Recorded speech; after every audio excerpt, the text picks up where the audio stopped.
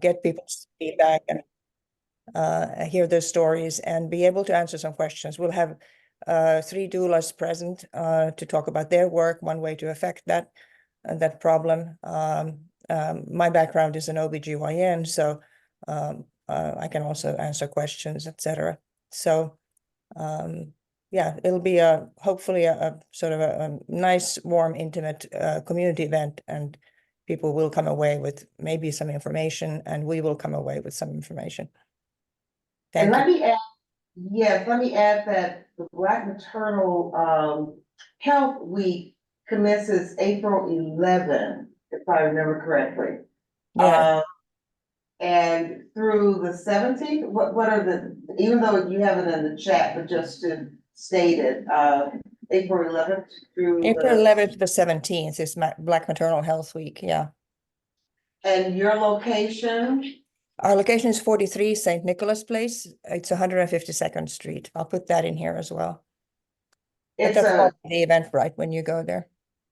It's a lovely building, and COTA is an alliance of about 12 organizations or more or less, Jana? I'm not sure she knows. Yeah, so we try to be sort of a collaborative umbrella organization and collaborate with other local community organizations, as well as we have some global work. And our space is meant to be a welcoming space to host events for other organizations as well, and collaborative events. And we're reaching out to more and more organizations now in the Harlem community. Okay, thank you, Jana. So as soon as you get that, even though you'll have it in the chat, email it to me tomorrow, and then we'll request a mailing to those on the district's mailing list. We'll reach out to you, Prince, our district manager, to see she'll be able to get that out for us, and then others as well who frequent this meeting, who may also have those who are available to attend. And some of our I see Cheyenne is on the phone too, and perhaps she can get it to the Northern Perinatal Organization and Birth Justice, the Birth Justice Movement as well. So there are others. So anyway, I'll look forward to getting that. And before we go forward, I see our chair on online. I hope he's still there. Victor Edwards. Victor, I know you attended the Montefiore Park meeting, which was a big meeting. I was at the meeting simultaneously. Got out too late for Montefiore Park, but I have, as you know, been received all your emails from Darren Hoke. And if there's something you can add in reference to that, I would greatly appreciate that. Yes, good evening all. The meeting with Montefiore Park Association included Sean Abreu, our city council member, special members of the New York City Police Department, and we tried to talk about that park and area in a holistic way. There are security issues that we want the police to address as far as making people feel safe traveling to and from the subway and the stores in that area, Dwayne Reed in particular. But we also wanted to address some of the what I call social issues going on there, people that need help, maybe drug dependent, homelessness, and also mental health issues. So we've asked that the various agencies do outreach at the location itself, especially from the health department. So I'm hoping that will start soon so we can get that going. But I also asked the police to step up their presence there. I passed there this afternoon and things were as they've been for quite some time, not very comfortable for some folks. The other thing I wanted to ask of COTA was if you could hold 1 or 2 spots for CB9 so we have someone to report back to us. I know you have only 20 spots, and I can understand that making a very intimate setting, but if you could hold 1 or 2 spots so someone can come and report back to us, I would appreciate that. Oh, absolutely, yes, no problem. Okay, thank you so much. Thank you so much. Thank you. Mhm. Any questions, or information to add to the, announcements that have just been made? And, I'll make sure that everyone gets another copy. Let's see. One other, announcement is that, Community Board 9 is co-sponsoring with CUNY School of Public Health. It's, Black Maternal Health Week, starting April 11th, and they'll have a panel, a video that they're showing, and then a Q&A afterwards. And so, I know that a couple of us will be there in person. We're trying to get some others to be there in person as well, to just, gain as much information as they can on this topic so that we can bring it back to the community, and we'll be disseminating that information once again as well. But we are co-sponsors of that event taking place on April 11th. And you may have gotten, I'm pretty sure you got some material in one of the emails, but we'll send it out again on tomorrow. And Victor just mentioned the Department of Health and getting some additional help. Pauline Ferrante is on the phone. If there's anything you can mention, Pauline, in reference to the Montefiore Park report, okay, but otherwise maybe at our May meeting, once you have more information. But Pauline, we always have a spot for New York City Department of Health and Mental Hygiene for any updates or information that you can share with the community. Hi, good evening, everybody. So I don't have any major updates to share, but April 1st does start our standing water complaints season. So as we know, standing water does lead to the breeding of mosquitoes. And so we ask folks to please call in any standing water complaints. This does not include streets, though.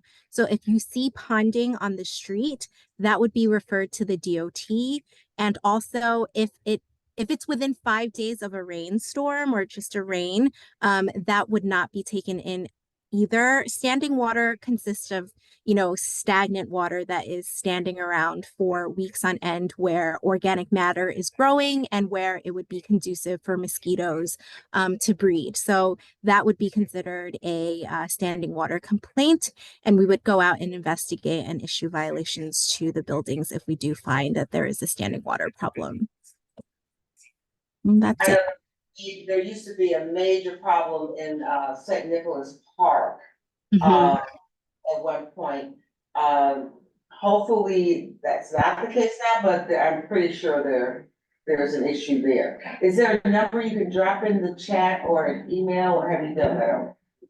Yeah, so we encourage everyone to call in complaints to 311, and it would be routed to our vector team to inspect and to treat.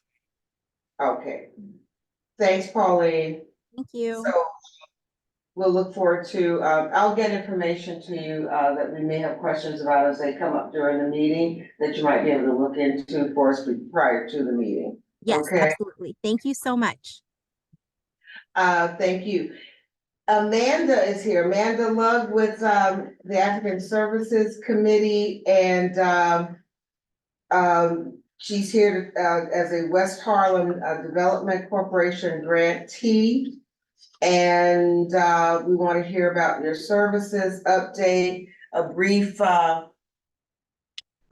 summary of what's been going on, what you're offering, and what this new grant will allow you to do. Thank you. Is there? They'll be able to hear you. Okay. And we have this one. Excellent. Good evening, everyone. Thank you for inviting me to African Services to present this evening. Apologies for missing our last one. That was me. I went to the wrong office. So I'm glad I made it here today. First, I just want to say again, major thanks to WHDC for the grant. we received 27,500 towards our food pantry at African Services. For those that aren't familiar with the agency, we're based just down on 127th between Morningside and Amsterdam. We've been in that building since 2000, and that's when I joined the organization. But it actually began in 91. We serve the African immigrant community primarily, but of course our doors are open to all. Most of our services, the majority of our services rather, focus around health. But food, of course, is a necessary component of the lives of our clients. And the way we're able to optimize folks coming in for food pantry is to be able to then introduce them to perhaps there are other services within our site that they can use. So we have a range of supportive services in addition to food pantry. We have health education. We also have, as I mentioned, a number of health-related services, including case management. We have an HIV, STI, and hepatitis B testing center on site. We also provide English language classes. A number of the health-related programs also have group support meetings. And with the nutrition education, we also have cooking classes. We're lucky enough to have in our building a full kitchen. So yeah, which the staff always enjoy too. So despite the initial challenges we had in the grant application to hire a pantry assistant, we eventually did, and we have successfully maintained our commitment to providing pantry bags to our clients. In fact, we not only sustain this work through this funding, but we've been able to expand our reach by increasing the number of clients who receive that assistance and adjusting the food quantities based on their family size. We've also, in the past 12 months, been able to invest in a new freezer, which allows them to acquire and store meat and fish for distribution, particularly turkeys and chicken during the holiday seasons. Additionally, we have a partnership with Orish's Bakery on Up West Side, where they deliver their surplus of bakery items that we add to the food pantry bags to distribute to our clients. Our communications manager posts regularly on social media regarding our food pantry program, where the public are informed about our hours of operation and the process necessary to receive that pantry bag. Now, I would like to give just a little update, given the, which isn't news to anyone, the humanitarian crisis that we have unfolded in the city. Our numbers of recent arrivals coming to our door, primarily West African recent arrivals in the last year, has increased, what's the word? Dramatically, will suffice. Exponentially. Yeah, exponentially. Thank you. Yes. With regard to the food pantry, if I can just give you an example, in December 2022, we distributed 319 bags, individual food pantry bags. December 2023, we distributed 520 bags. Now, of course, the folks coming to us with this, the what we call the New Yorkers coming to us, the large majority are in shelters or tent cities, and so the environment they have to be able to cook is pretty much non-existent. So we have started looking now. It may not be the most nutritious, but it's hot food. Just looking at, the noodles, where you just add hot water. This is something that folks could, still able to take away and put something in their stomachs. In the summertime, we have an arrangement with West Harlem CSA, and we're also able to take their surplus vegetables, like folks who weren't able to pick up that week, or extra vegetables that they have, and that's all added to the bags as well. So yeah, just to say that the numbers we see no signs of decreasing. And I think I'll probably be happy to answer any questions, but to leave you with this figure again, with the year's difference, in January 2023, we would see approximately 5 to 7 people a day who would come to the office who did not have an appointment, who came inquiring about services, maybe they'd heard about the food pantry, but approximately 5 to 7 a day. In January of this year, we're looking at 70 to 75 people a day. Yeah. So we will be back for another application. The need has only grown. And unfortunately, I think even without the recent migrants, the need for food for our communities. I mean, you only have to look at your other organizations who have similar programs, and the lines now around the block with people coming for additional groceries. So again, thank you for this funding, and it is directly impacts community members directly. Thank you. And, well, there's always something related to housing that I won't touch on. But do you recommend help? What are they doing for migrants or immigrants or what are you able to do related to health providers, healthcare? Do you have clinics, hospitals, that you make recommendations? Yes, we have, yeah, thank you for that. Yeah, we have linkages with all the major hospitals and clinics in the city. And we have a navigation program where folks are able who have, and I should say, that the majority, I think it's 90%, 95% now of the folks that we serve are undocumented. So most folks are coming to us because they don't have a clear access to whatever service or benefit that they need.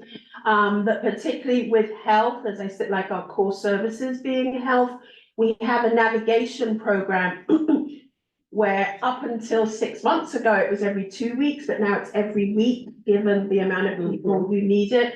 And folks who feel that they need to see a doctor, they need to, for whatever testing services that we don't provide, they need that one-on-one with a doctor.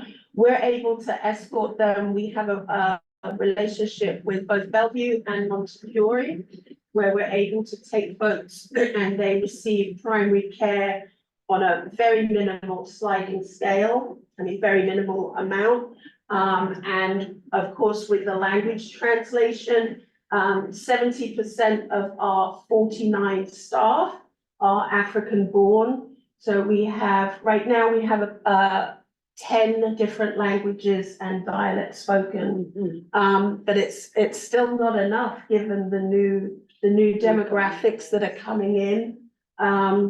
I don't know if I've taken my time, but just interestingly, we have mental health services as well, yes, and an LGBTQ program for LGBTQ asylum seekers from Africa. You talk about. And so we maybe just let me ask it. We both can ask a question. We'll see who online has a question without taking too much time. Are you utilizing services that are in District 9 that you're aware of? Are the clients or using services like Heritage Health and healthcare? I know we are, but I don't want to say anything that isn't absolutely correct. Can I get that information? Right, we can introduce that. Make that introduction. That would be wonderful. Yeah.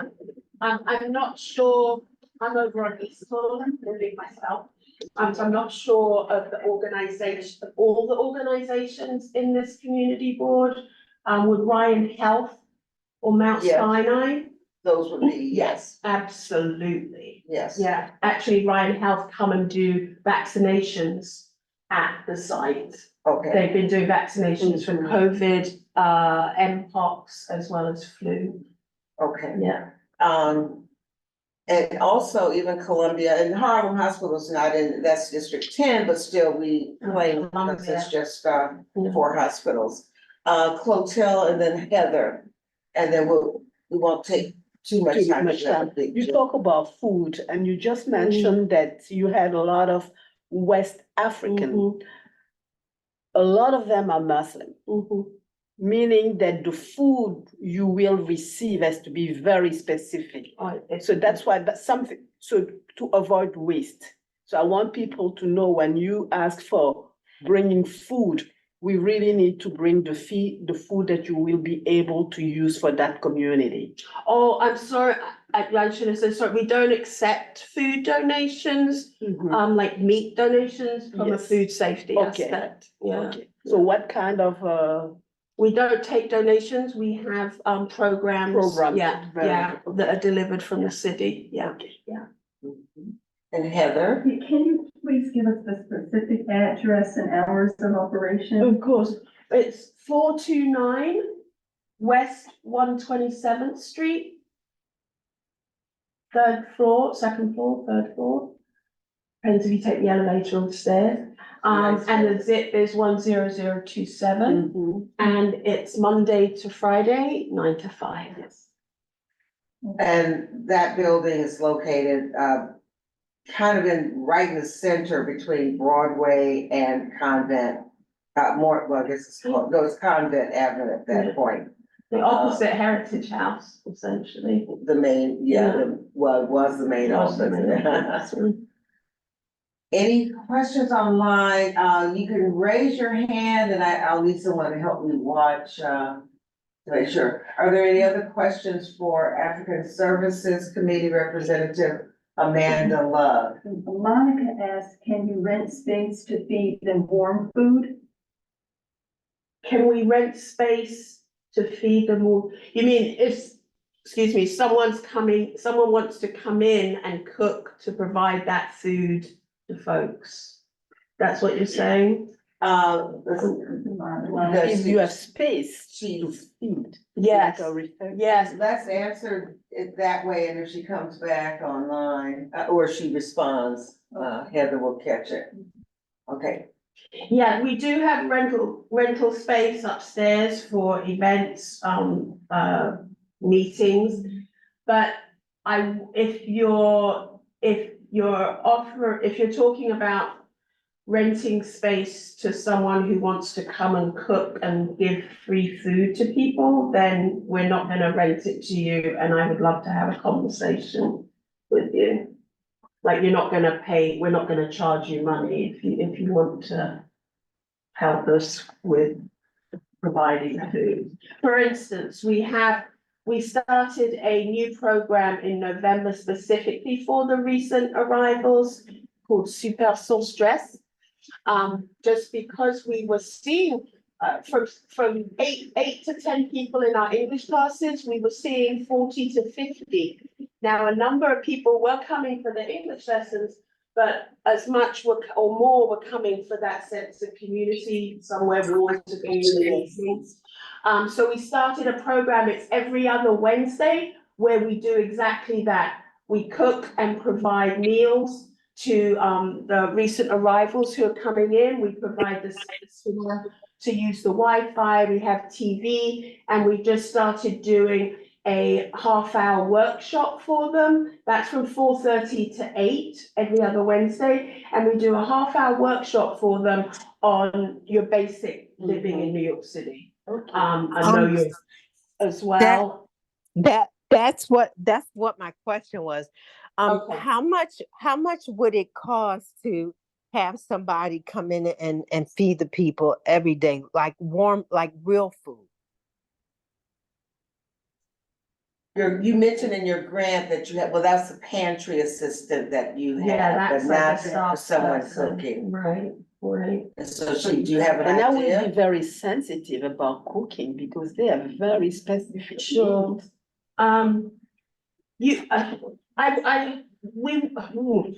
That hasn't happened before where we paid someone to come in and cook. I think if you're asking about the cost of the food, when we cook the meals, of course, it depends on what you cook. But when we order in, say, an African meal, it costs us about $200. For how many? Approximately 20 plus. about 20+ people. Thanks, Monica, for that question. Thank You're you. welcome. I don't see any other hands, but yes, we do want you to come back, Amanda, keep us up to date. I It's a will, I unique will. program, just because of the population Right. it serves. And, keep us up to I date. will. Thank you. Um, Thank you. I'm going to move the debriefing public health forum down on the agenda so that we can accommodate our guest presenters. We're very happy to have Dr. Leah Habersham of the Icahn School of Medicine at Mount Sinai, and she's Assistant Professor, Director of Obstetrics, Gynecology, and Reproductive Sciences. She is doing research in the area of addiction and maternal mortality, with the emphasis this month being on Black maternal health. I thought it would be a really important topic for her to bring to us. And she was not able to come to our public health forum, but we're happy to have her here. There's a brief bio that you'll read on the agenda pertaining to Dr. Habersham. And Dr. Habersham, if you need to be made a co-host, I can do that because I think that you do, if I remember correctly. Yeah, I have slides. Can you hear me? Yes, and so now. Okay, great. Okay. Let me just. Yeah, right now it says it's disabled. Okay, yes, there you are.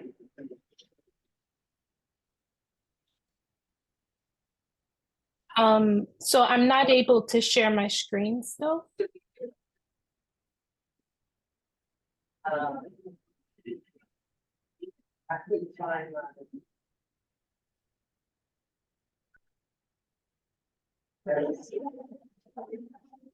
Couldn't find my, oh, there it is, there it is. It didn't come up before, yeah, so. Thanks, Hakeem. There's a Habersham there. Okay, you have just been made a co-host.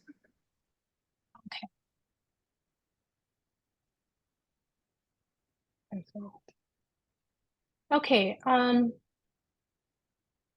you able to see the slides? Yes.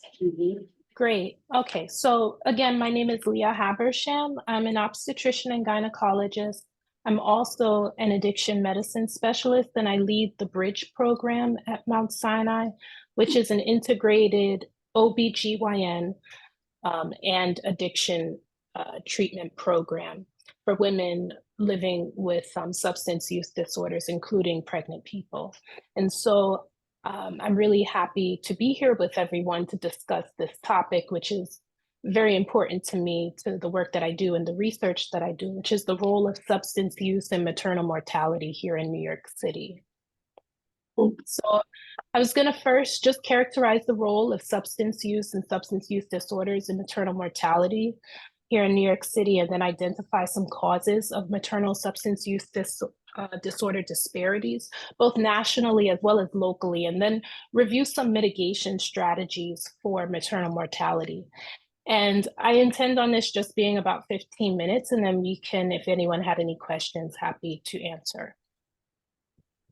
So hopefully this is a review for most, but majority of those maternal deaths that occur are happening after the time of birth. And so it's important to keep this in mind, particularly with overdose deaths occurring to women who have just had children. And the leading cause of pregnancy-related death, they are mental health conditions. So that's suicide and overdose. And when we look at a national level, we see that those leading in maternal mortality due to mental health conditions are Hispanic, and they're also white. But then when we look closer at our New York City data, what we're seeing is that those numbers are actually being characterized by Black and Hispanic women or Latina women. They are the ones that are leading with mental health conditions being the cause. And when we look even closer at the data, we see that the singular leading cause for pregnancy-associated mortality here in New York City is overdose. So that's really significant, and it's important to bear in mind, because we know that maternal mortality, it's only the tip of the iceberg. So though these numbers are quite small in comparison to numbers that we may look at for other things, we know that this demonstrates really more deep-seated issues that lie beneath, right? And so when we look at the epidemiology during pregnancy using something like the National Survey on Drug Use and Health, data from 2021 was collected, and that was what was put out in 2023. And pregnant women were surveyed with that data. And you can see from the results that substance use disorders are just as common, if not more common, than many of the ailments that we screen for during pregnancy. And so 7.7% of women reported non-prescribed substance use, 10.8% reported tobacco use, and 9.8% reported alcohol use. And I'm sorry, I know that the numbers on this slide are quite small, but I'm going to just dictate to you what they're telling you, because really the detail is in the numbers. And so what we're seeing is that on a national level, when we look at overdose deaths, white women have been leading for some time, but now that it's starting to flip, Black and Hispanic are now the ones that are leading, not leading, I should say, but their rates of mortality are rising much more steeply than that of white. And so this is really concerning and is telling of what is to come, that what we're seeing here in New York City with Black and Hispanic women leading with overdose deaths being one of the number one causes, that this is likely going to happen in the United States as well. And when we look more closely at the timing of occurrence in regards to pregnancy and postpartum, what we see is that most of these deaths are occurring during the late postpartum period, or the last 6 months of that first postpartum year. And I myself, I'm a mother working with this population as well. I can see how this is happening. If we think about the way that we approach prenatal care, postpartum care, most of our energies are put into that prenatal period, trying to have, of course, healthy moms, healthy babies, healthy pregnancies and deliveries. And much less thought is put into, or I should not say thought, but much less care is put into that postpartum period. So we see them at 6 weeks, check on them, and then ship them off, and we don't see them again for about another year, right? And knowing that most of the deaths are occurring during that postpartum year, there needs to be a greater emphasis on that time period. Because many of these patients do not have the supports, the resources, the family support that many of our other patients may have. And so keeping that in mind is important, and having continued contact, particularly with this population, is really important. And so that's a great segue into the root causes of these very specific maternal mortalities, or this very specific type of maternal mortality, I should say. And so what are the causes? Well, I can say that disparities in substance use disorder treatment in pregnancy is one major cause. So while there are no differences in race or ethnicity amongst women who have substance use disorders, we know that non-white pregnant women are less likely to receive treatment for substance use disorders compared with white. We also know that Black and Latina women, pregnant women, are less likely to complete substance use disorder treatment compared with white. And so what is the reason, you may ask? Well, I'd have to say that working in this space, I see a lot of it to be fear. We know that there are inequities in the way that we assess for substance use disorders. One way is through urine drug screening or toxicology testing, a lot of inequities in that. There are also a lot of inequities in how we report and who we report for child protective services. So again, despite the fact that there's equal use of substances amongst white and Black pregnant women, we test Black women and Latina women more. They're many more times, 4 and 5 times more likely to undergo toxicology testing. So if you're testing one group more than the other, obviously they will have more positive results, right? And so what does that lead to? Well, Black women are 10 times more likely than white women to be reported to Child Protective Services, or here we call ACS, right? And so the Biden-Harris administration realized many of the issues that surround substance use disorders in pregnancy. They came up with an action plan. And within that action plan, they identified that there needs to be policy for pregnant women with substance use disorders to reach out and get help, get addiction treatment without having the fear of child removal. They also realized that once women are engaged in substance use disorder treatment, when they're brave enough to seek out and get that help, many of them find that their services are often fragmented and they're difficult to access. And I see that every day in the work that I do. You know, a woman, if she is in methadone treatment, she's going there daily for her treatment. She has to make it to see me in my clinic. Fortunately, for those patients who are on something like buprenorphine, I can provide both in one space. But I also have to send them to, you know, the high risk doctor and send them for ultrasounds. And there's so many different things that they have to get. And if there's not a program such as mine elsewhere, which I am the only, mine is currently the only program in New York City, it makes it difficult for patients to get all these services in one place. And so, yes, of course, the root causes of maternal mortality, health inequities, they're the same for this population: implicit bias and discrimination, lack of access to quality care, and then social and structural determinants of health. But I think that one light at the end of all of this dimsel darkness is the fact that the inequities that exist in this space are quite overt compared to many of the other inequities that I see, particularly when I was only practicing OBGYN, which were much more covert. These are very overt. They're very obvious, and there are mitigation strategies that we can employ to try and change things. And so one thing that has occurred, which many may not know, is that there is joint effort on the behalf of ACS as well as the Department of Mental Health. They put out this joint guidance back in 2020, which stated that a positive toxicology result by itself does not constitute child abuse. It does not necessitate a report to the SCR. And if a substance use disorder is identified, a plan of safe care should be developed and monitored. And so really, the movement is intended to be that instead of linking patients with ACS, it's really that you should be linking patients with treatment.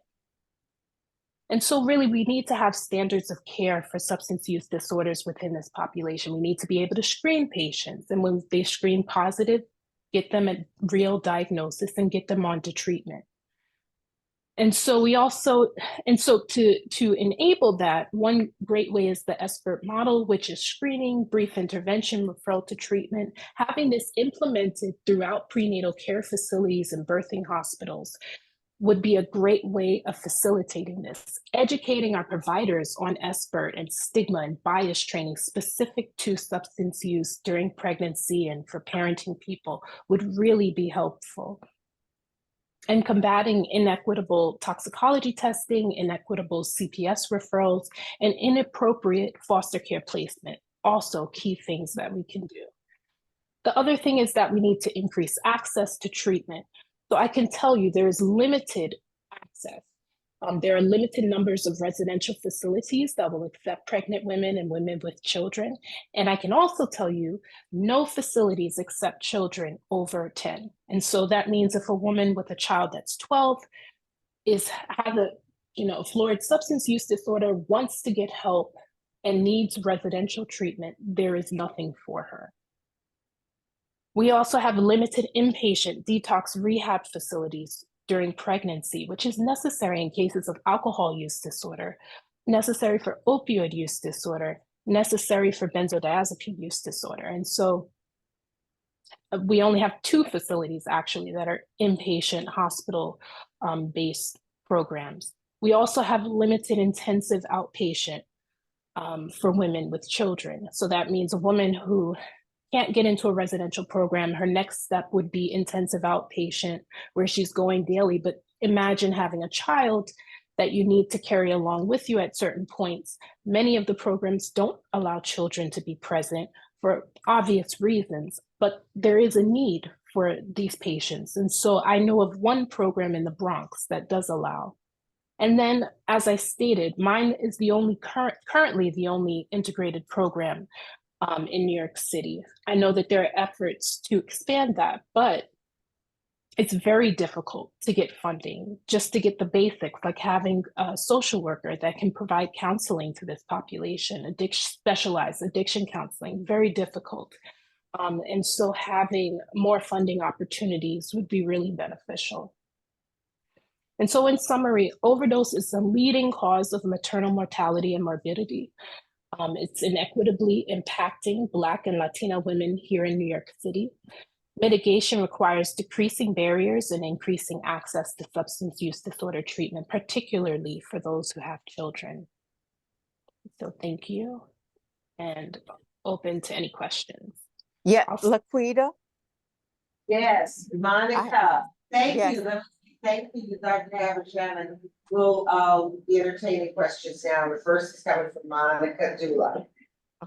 Thank you so much. I'm a criminal defense attorney in the Bronx, and substance abuse is one of the largest issues affecting my clients across all spectrums. But can you just speak to the committee a little bit about drug treatment programs and access to drug treatment programs, because we really have a very difficult time finding a detox center to send our clients to. And we have a very difficult time trying to get a bed for our client, even though people are under this perception that the Attorney General is sending all this money out into the community so that people can get treatment. Can you just address that a little bit? Yeah, there are only 2. So I'm speaking of for pregnant people, there are only 2 programs in New York City that will accept pregnant women for detox. That's my hospital, Mount Sinai West, and then Flushing Hospital. That's it. So if these programs are out of beds, which does happen because they're accepting from all over the city, where does the patient go? I have seen it happen. A patient wants to stop using and there's nowhere to send her. Nobody, because the 2 programs won't take her because maybe they're full or they had a COVID outbreak or whatever it is. So it's a real problem, and that's just looking at detox rehab inpatient. I mean, I think the loud and more concerning problem, I mean, at least there's 2. What about women who have older children who need help? Mm-hmm. Not having not one program that you can send a patient to if she needs residential treatment, and then telling her, well, you can put your kids in foster care, that's your next option. I don't think that's not, it's not acceptable. There just really is nothing out there. Like I said, there's only one. If we can't get her into a residential program because she has an 11-year-old, I only know of one intensive outpatient program, which is basically like an all-day program where women may go from 9 to 5. But you can imagine people who have children, they may need to pick them up from school and then bring them there to spend the remainder of their time. And so having only one program that would allow that, that's, you know, what if a person lives in Staten Island, for instance? It just makes it next to impossible for many patients to get treatment. And that's a real disservice. It's a failure on our, you know, on our community's part, to not have more services available to this population, Wow. particularly those that need the help and want the help. Evelyn Rich has her hand up.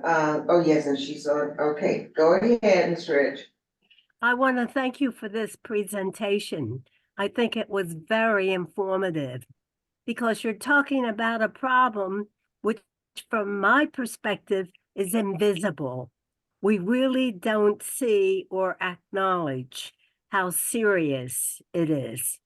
Now, you know, there's an old saying, if you always do what you always did, you'll always get what you always got. All right. Mm. I know Lakita Henry from 50 years ago. That's true. 1980 is when I met you, 80, well, 43. Anyway, we were together in this group called the New York Coalition of 100 Black Women.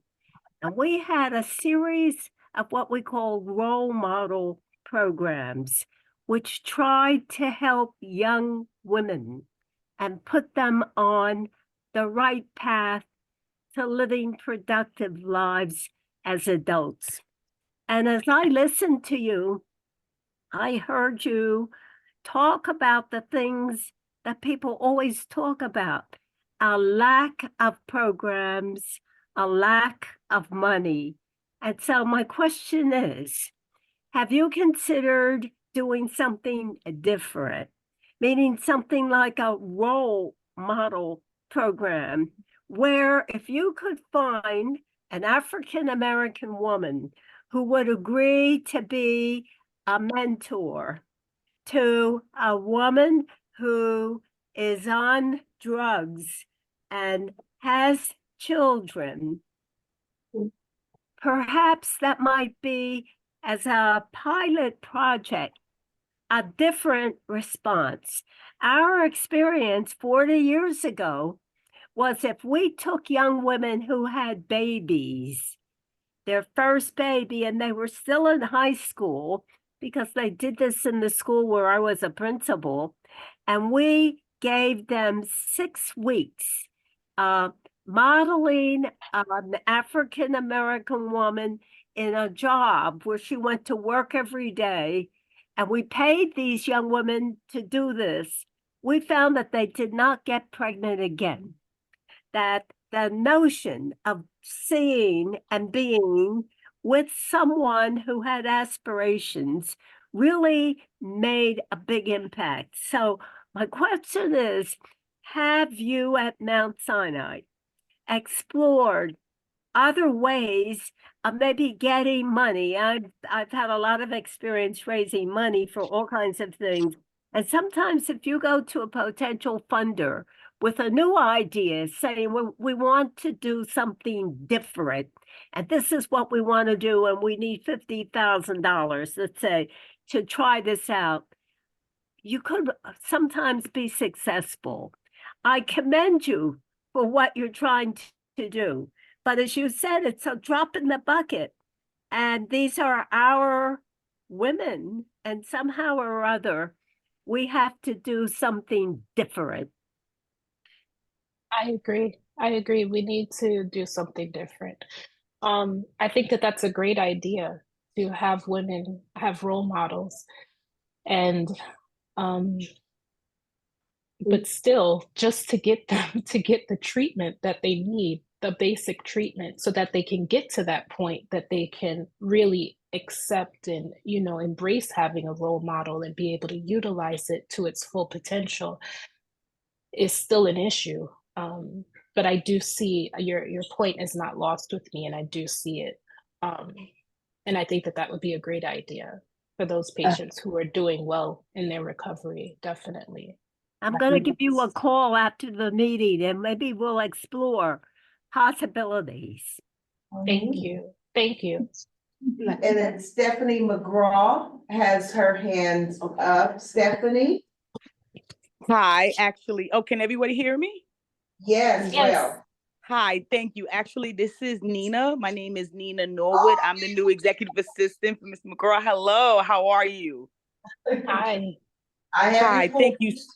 Yes, thank you so much for having me on the call. I've been listening and soaking so much of this up. This is an amazing, amazing information, and it's such a powerful, way of looking at how we can better service the women in our community and just the families in our community. And I just wanted to ask my question as to, looking at it, of course, as WARM representing domestic violence and violence against women and intimate partner violence, how much that plays a role as far as your study is concerned, because we know largely when you're dealing with domestic violence and intimate partner violence or just violence within the home, in any shape or form, women are afraid to speak out. They're afraid to come forward. So they may turn to substance abuse and they may turn to the streets trying to find a safe place and, going to the wrong areas and finding love, as we always say, in the wrong places, and how we can help in that regard with creating a safe space for those who may be afraid to speak up and say,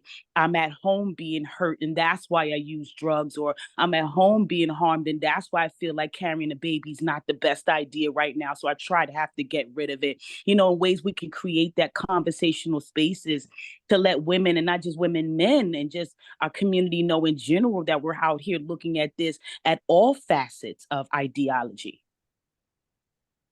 Thank you. Because with intimate partner violence, that is so closely linked and, really intermingled with substance use for women specifically. So it's important that we have those resources, including your program. If you could share your information in the chat, that would be a resource for us with our program. Please. Absolutely. I would be more than happy to do that exponentially. Thank you so much. Thank you. Dr. Habersham, what's the name of your program at Mount Sinai? What's the name of this particular program? I know you may have stated it. It's the Bridge program. Bridge. At the The outset. Bridge. The Bridge, okay. And I'm going to add my email in the chat, and then also the Bridge email in case anybody wanted to reach out. Okay, and the Bridge is an actual clinic at Mount Sinai? Yeah. Right. Okay. Not just a program, an actual program in a clinic. Okay. Yeah, it's a clinic program. It's also the title of my research program as well. So the body of work that I am doing research in, it's the Bridge, but also it's the clinic too. When do you anticipate completing your research on this? Oh no, this is ongoing. Like I'm building a research program, so that's ongoing. That won't end. And this program is intended to last as well. The clinical program is intended to last as well. Want you to come back. We definitely want you to come back and share more update. And Dr. Ronstrom has a raised hand there. Dr. Ronstrom.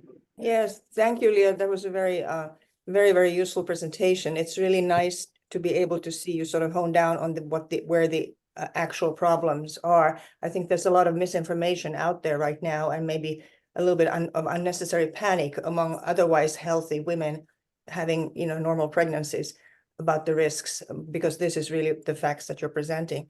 But I was wondering, are you able to sort of hone in even more on the, let's say, like data, as you're collecting the data on, for instance, immigration status, like how many, of these maternal mortalities are occurring among immigrants who are afraid to go to the doctor, for instance, because they don't have a status in here. And also the other thing that occurred to me, which now flew out of my head, so never mind. You can answer that question. No, but that's a great question, really important. but I have not, to be honest with you, I have not really. I've only been referred one patient who was of immigrant status and had a substance use disorder.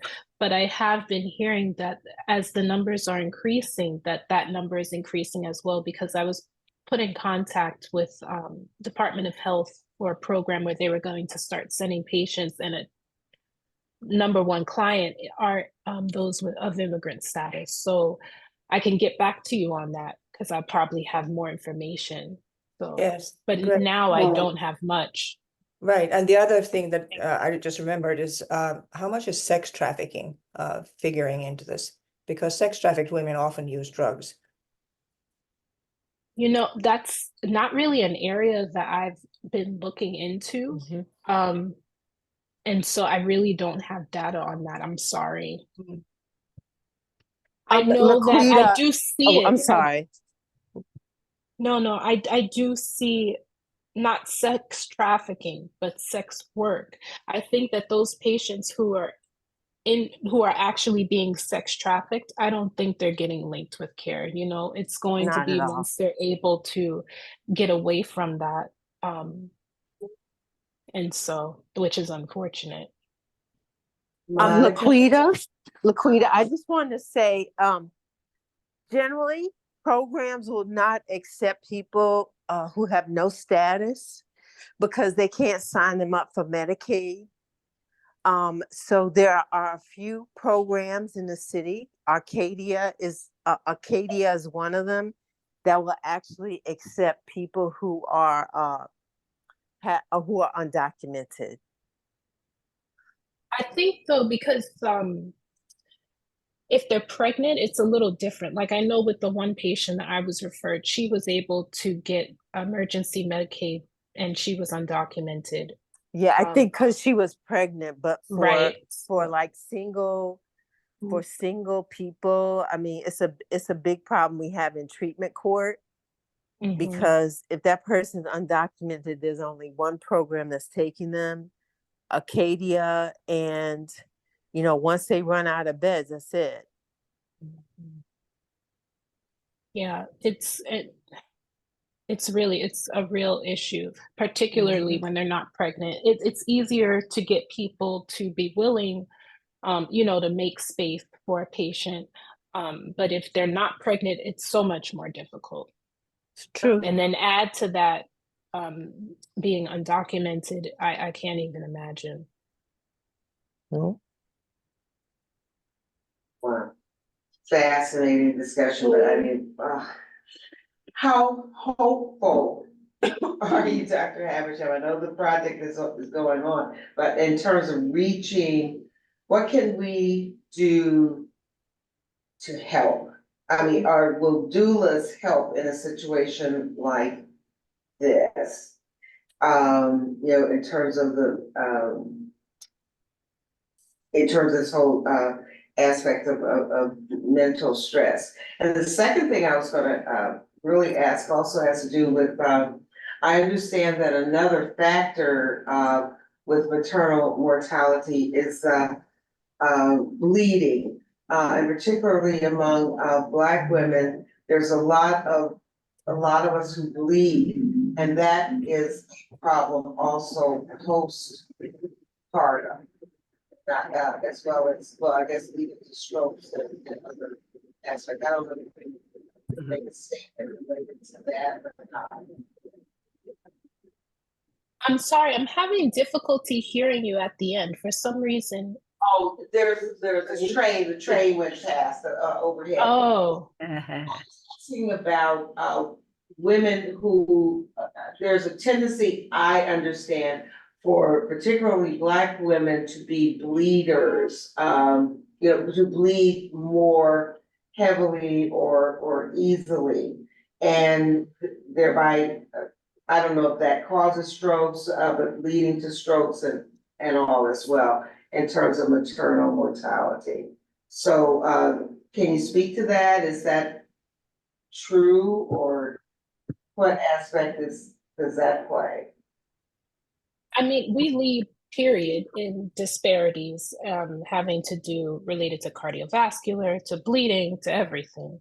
And it's unfortunate. We start off more anemic than most. And so that puts us at a disadvantage to begin with. So I think it's important to help women to have a voice when they're laboring, and to be advocates for themselves if they feel that something is not right and they're not being heard. To have, having support there with you is helpful, but also being able to speak up for yourself and not taking your concerns being brushed off, not taking that, laying down or sitting down. Sometimes you have to be persistent. And so I think that that's, the biggest unfortunate thing as well, that we have to be our own advocates, because people often don't listen to us. They don't listen to our complaints. They don't, they don't take us seriously. Maybe it's that they think that we don't know as much as they do. But that's the reality. And so knowing that, I think you have to be vigilant. And what about doulas? Do you think doulas are effective in terms of mental stress, or I think that they would need to have to recognize and identify a mental stress situation? What can you say, speak on related to that with doulas? I think that doulas are a great addition in regards to any type of maternal health disparity cause. And that's because they are dealing with this on a regular basis. They're familiar with the issues and what to look out for, and they are advocates. So they're not only knowledgeable, they're advocates for patients, and they're a support that many patients don't have. And I think it's difficult though for my population, because so many of them are so guarded. They don't trust. They've had, like 80 to 90% of women, particularly pregnant people who have substance use disorders, have a background of trauma. And so many of them are not really open to having a doula. But if it could be possible that one could be integrated into a program, I think that that might be the best way to get patients to be more open to utilizing that resource. Because I think it really is important, and it's helpful if it's utilized. I think Anita, were you were not muted, but were you also making a statement or preparing for a question? No, I'm sorry. I'm sorry, my dog stepped on a blueberry, sorry. Okay. Any other questions for Dr. Habersham? Thank you so very much, and we definitely want you to come back for an update on this pressing topic, and I'm so happy you were available this evening. And Yes. So there are those who were making contact with you. I believe you dropped your information in the chat. I think you did, or if not, I did. Okay.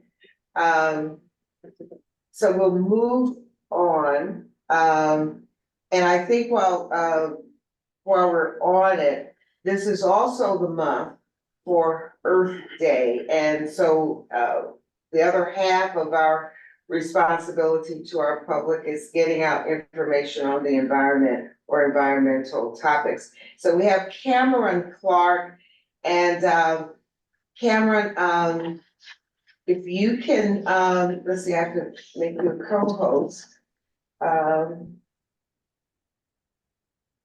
Let's see here.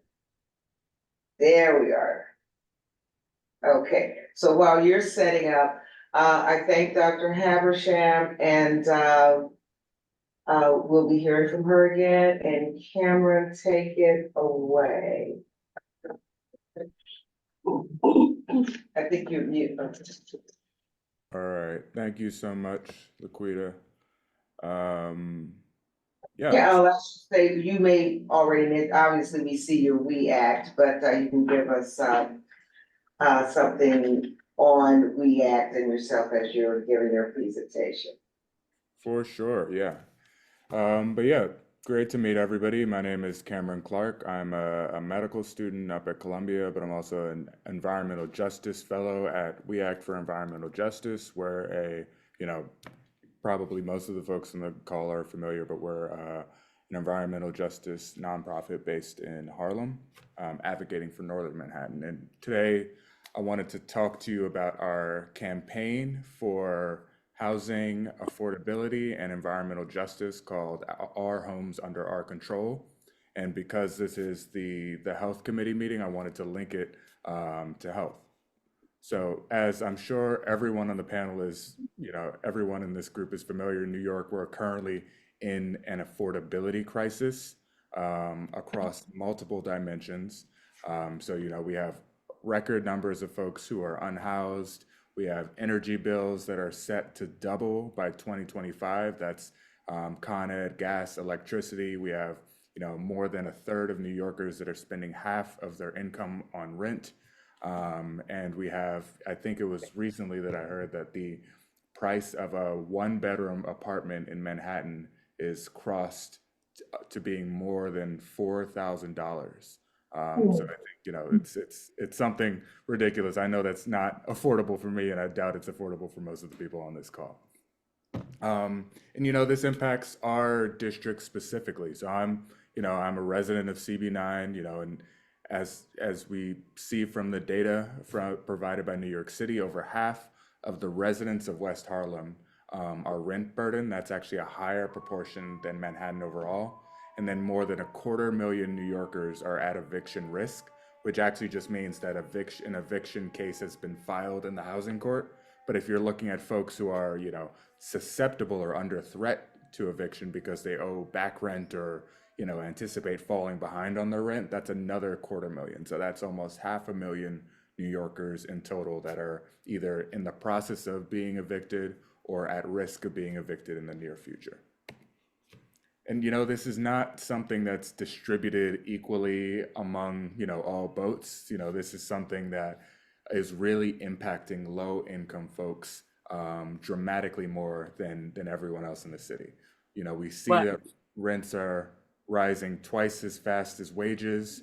And, this is 84% of low-income households are spending more than half of their income on rent.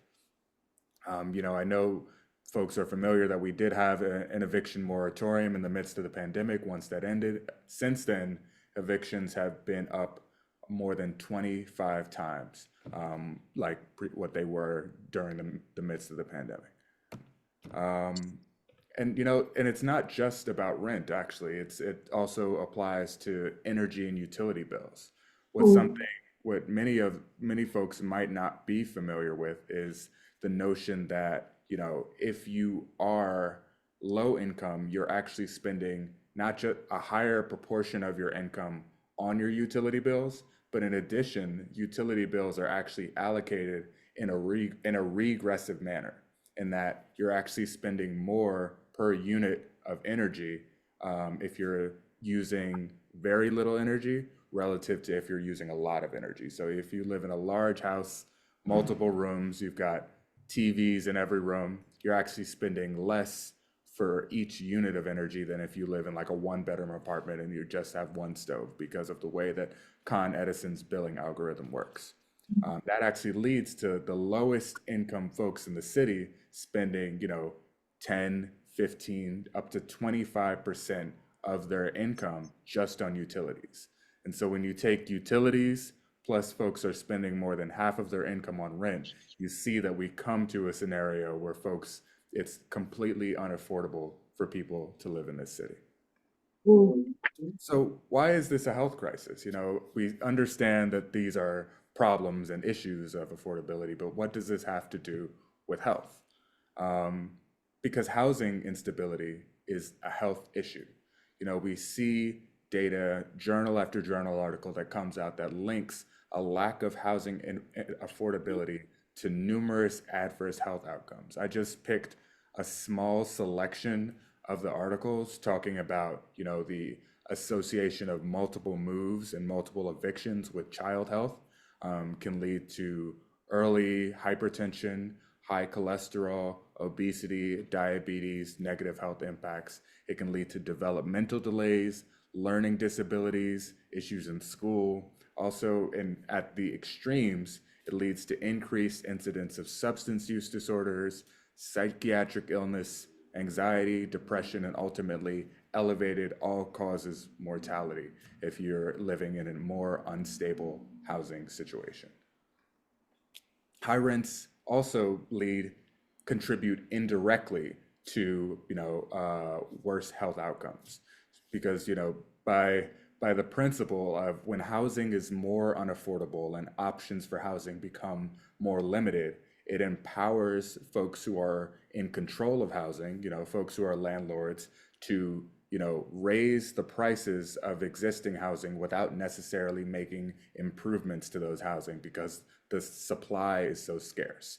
And so that results when you're a person who's, you know, a consumer in the market, you often end up with lower quality housing with more maintenance deficiencies that can contribute to or worsen existing health conditions.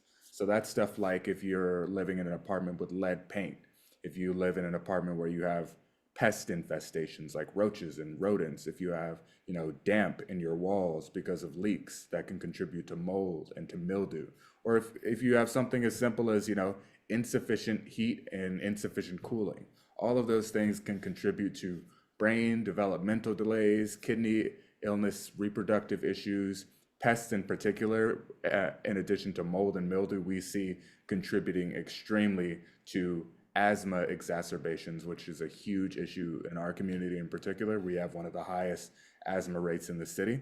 And then insufficient heating and cooling can contribute to, you know, heart disease, hypothermia in the winter, and heat stroke and respiratory illnesses in the summer. And if we look at, you know, this chart right here on the bottom, it discusses how, you know, we are one of the most impacted neighborhoods by maintenance deficiencies in the entirety of Manhattan. And we're also one of the most rent burdened neighborhoods. So we're being hit, you know, sort of with a double whammy of unsustainable land use practices. So it's not something where I'm just coming on this call to, like, you know, beat up on landlords and stuff like that. But, you know, it's really a symptom of the laws and the policies that we have in place have sort of enabled bad actors to exploit our communities for profit. And so what we want to do is sort of, you know, change the laws so that those bad actors are not given that same leeway and leverage to exploit our communities and contribute to some of these health outcomes that we're seeing. So that we're doing this in two ways. So this is called the Our Homes Under Our Control platform. And I think it's really unique because we act as like an environmental justice organization that also has like a membership base that is based in this community. We have the ability to look at things from an environmental justice standpoint, but also look at things that impact people's, you know, material conditions. So, you know, there are a lot of different progressive organizations that have, you know, supported, you know, sort of good cause eviction and universal rent stabilization laws.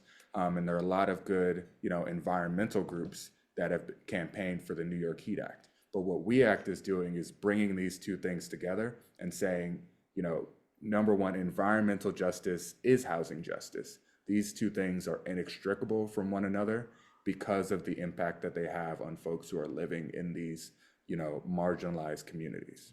And so I'm going to talk a little bit more about each of these things, and then I'm going to get into how, you know, you can support some of our work. So first thing, talking about rent. So, you know, you're familiar, the vast majority of folks in the city are renters. This is a city of renters. And, you know, we obviously have, you know, different varieties of tenant protections, whether you're living in a rent controlled unit or a rent stabilized unit or a NYCHA unit or some other form of housing. But 1.6 million households don't fall into any of those categories. So they're just existing on the market and renting at the behest of wherever they can find a place to stay.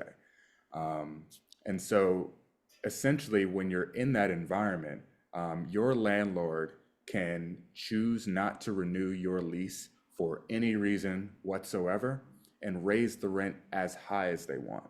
So if they decide that they don't want you in that apartment because maybe you are a tenant who pointed out that they have a maintenance deficiency and you're trying to, maybe organize some of the other tenants in your building to get that deficiency repaired, they can decide retaliatorily that they don't want you in that building because maybe you're a troublemaker, and they can either choose to just not renew your lease, or they can choose to hike your rent up by 300%, 400%, as much as they want, and there is no real recourse in housing court that you have to resist that eviction.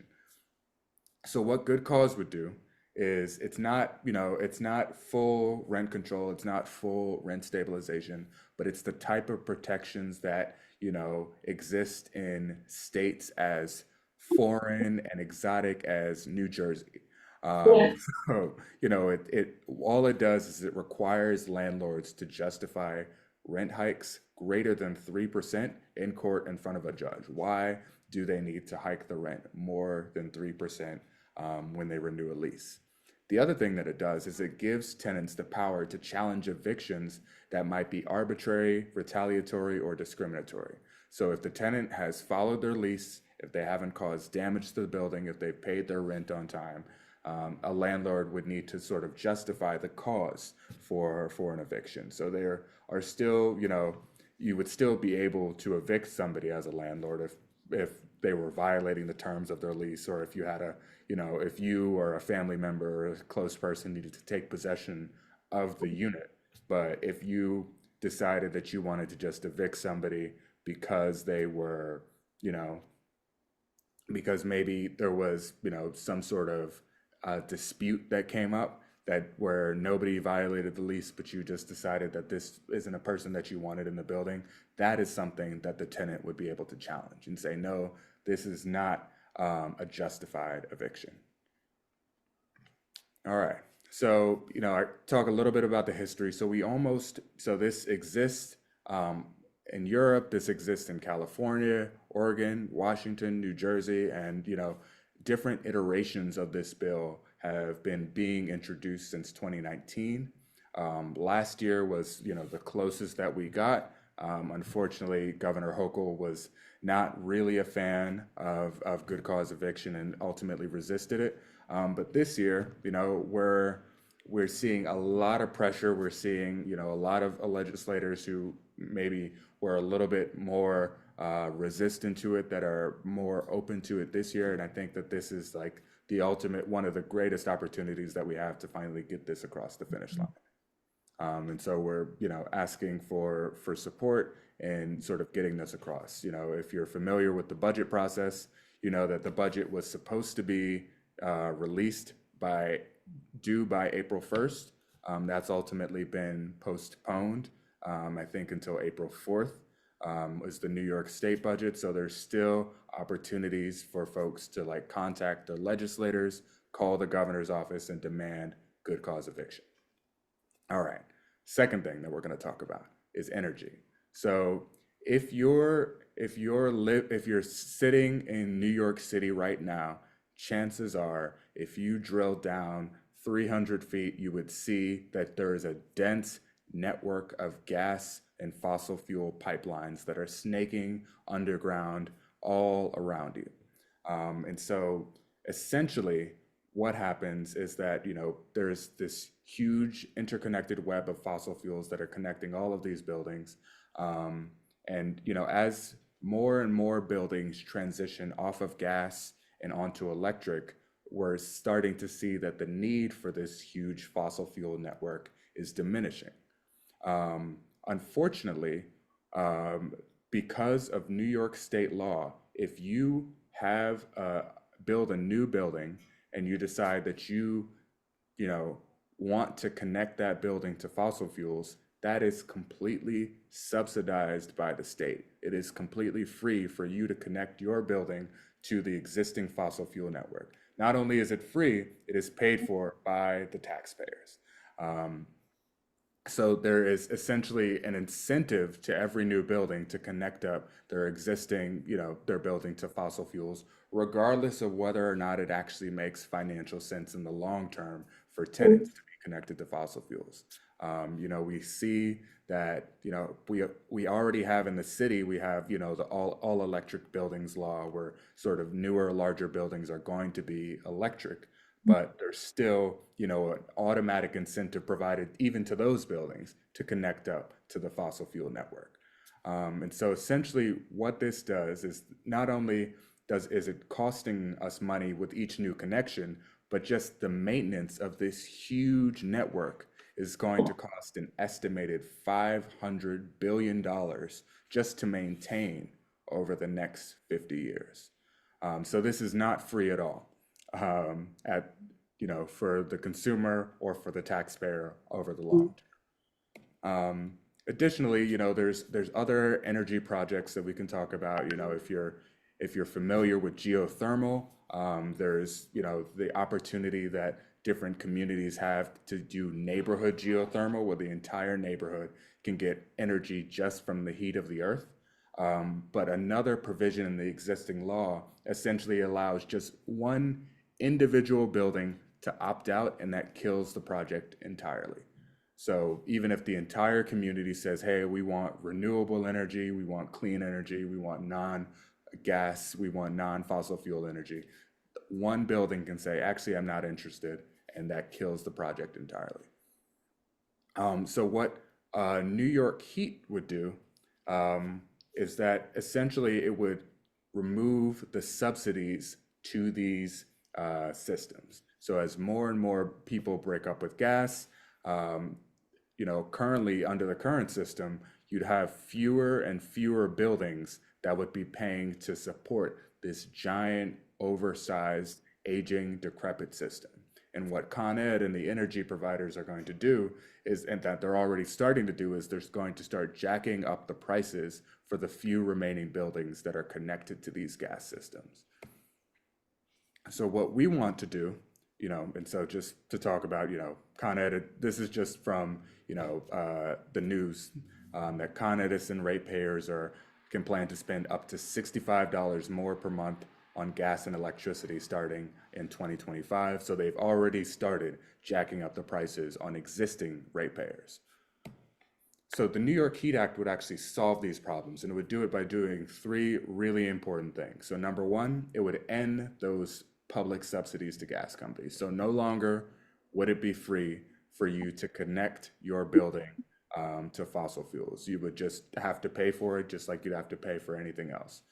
What it would essentially allow us to do is to take the savings from removing those subsidies and use it to support clean energy alternatives.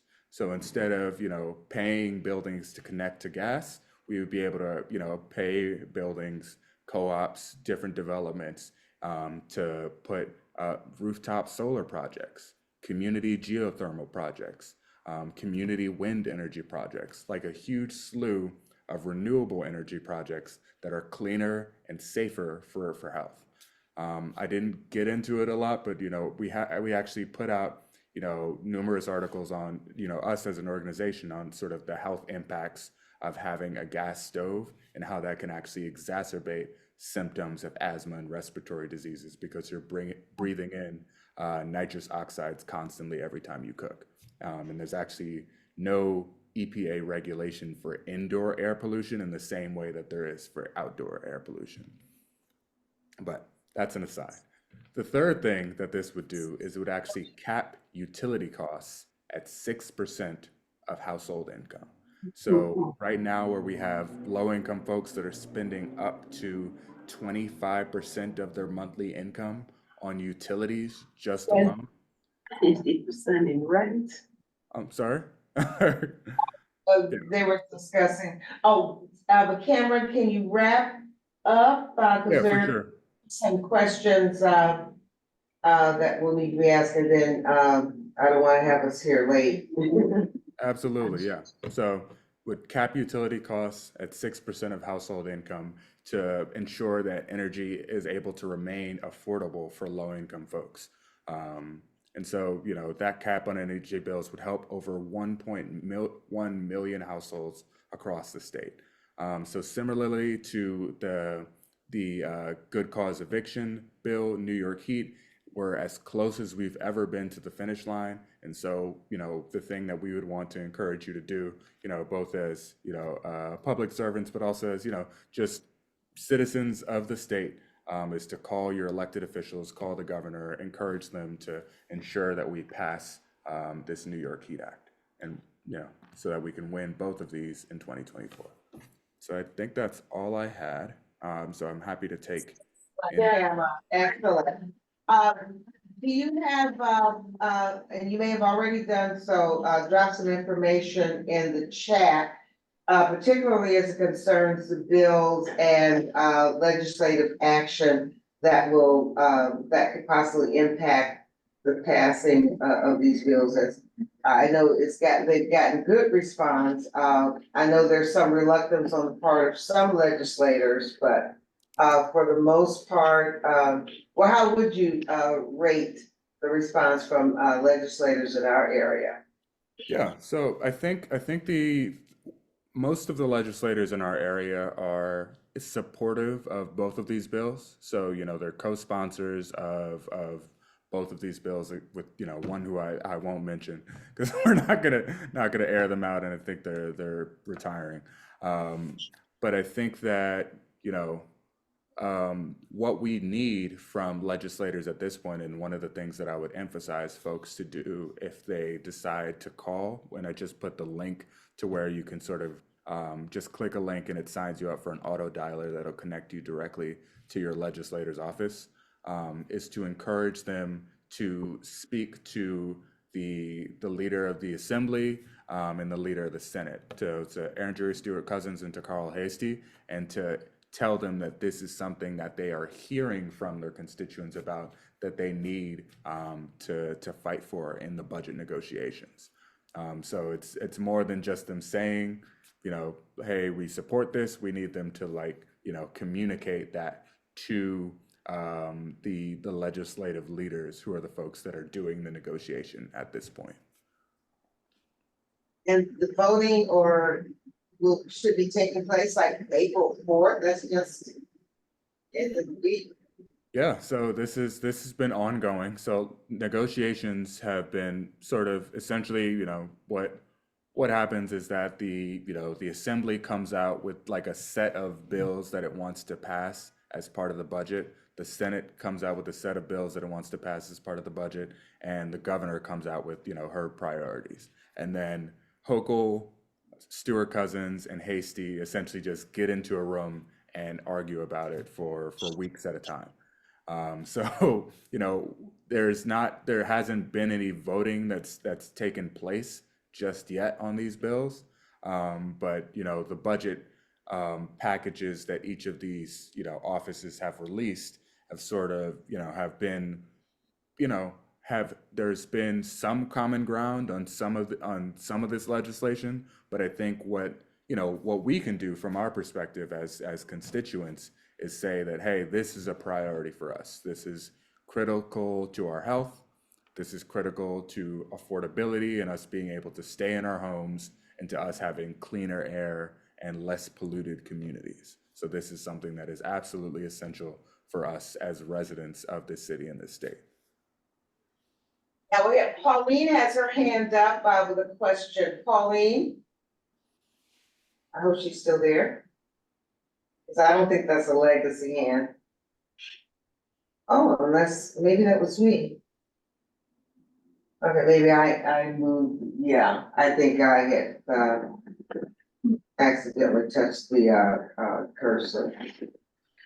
Any questions for Cameron? And it's interesting that you mentioned the cost of living, like I saw a figure $87,000 to live for the average family to live in New York City. How affordability has really gone up. But there was another news article, and I think Monica brought it to our attention, no, maybe it was Edwin. Something like it would cost a minimum of 98,000 for a person and family to live comfortably in New York City. It's outrageous. And then, but to really live comfortably, 134,000. So I mean, this is just ridiculous. In terms of No, absolutely. And you know, there's a wider sort of suite, and I didn't have the time to get into it, that of legislation that, you know, we're also campaigning for around sort of universal rent stabilization, which would include like a social housing program and sort of housing access vouchers. I think Senator Clear is the co-sponsor of the social housing program. But you know, I think that there's a lot of things that we need to do to get to the point where this city is affordable to live, because it's, you know, rapidly becoming a place that like only the very, very rich can like afford to build like a, you know, a dignified life in. So I think there's a lot of steps that we need to take, but I think these are some of the, you know, critical fundamental baseline steps that have been taken in other contexts in states that are not very different from our own, that, you know, and New Jersey has not imploded since they implemented this, and that was, you know, I think 4 or 5 years ago that they implemented this bill. Dr. Ronstrom, you had a statement or other I saw quickly fly past the screen. No, I just had a question, if these bills have like names and numbers, you know, so that we know what we refer to if we talk to our legislators. And Yeah, Cameron just sure. answered the first one, but what's this, what was this heat bill called? We Yeah, Heat? so that's the New York Heat Act, and I'm just putting York that Heat. in the chat right now. A4592. Okay. Thank you. So those The other are, one, good cause eviction was the other one. yeah, so good cause eviction is the housing bill. So that's S305 on the Senate side and A4454 on the Assembly. And then New York Heat is S2016 A4592. But you honestly don't need to use the bill numbers, because everybody in Albany knows what these bills are. So if you say good cause, New York Heat, they know what you're talking about, especially the, you know, the folks who are negotiating right now. Thank you. Yes, Amanda. And thank you so much. It was really, really interesting. So, should we call the speaker directly or our electeds, like the speaker's office? Because it's like we're down to the wire now. If you have capacity, feel free to call both. If you don't have capacity, you know, I think you would probably prioritize calling your own elected official. I think that what we've heard is that the leadership is not, you know, as receptive to calls from folks who are not their constituents. You know, but if you can emphasize to, you know, your specific elected to bring this up in their conversations, then that's one of the ways that we can have impact. But call both. If you have time, call both, definitely. I have heard, not with this one specifically, but like in the past, when they get down to the wire, they could just counting the calls and like give that tally at the end of the day. We had, you know, 50 people call no and 100 people call yes. Yeah. You know what I'm, so yeah. That's for sure probably what they're doing at this point. And also call the governor, because I think the governor is, you know, everyone here is a constituent of the governor, and that is, you know, unfortunately, Hochul's office is one of the people that we need to put pressure on to get these bills across the finish line. So everybody has, you know, the absolute ability to exercise their leverage on Governor Hochul. Thank you.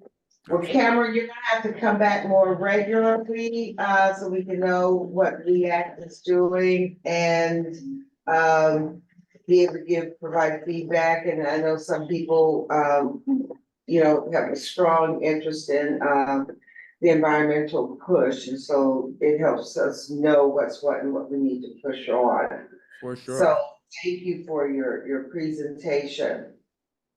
I think if I could add just one last thing, and this is just an announcement. So the fellowship that the fellowship that I have is named after Cecil Corbin Mark, who some of y'all might be, familiar with. He passed away a couple years ago, and there's actually going to be a street naming ceremony on April 20th on Earth Day. On I think it's 152nd Street, is going to be the street that's named for him. So if you just check out, I can drop the link right here, but also it's on our website if you'd like to join for the street naming ceremony coming up.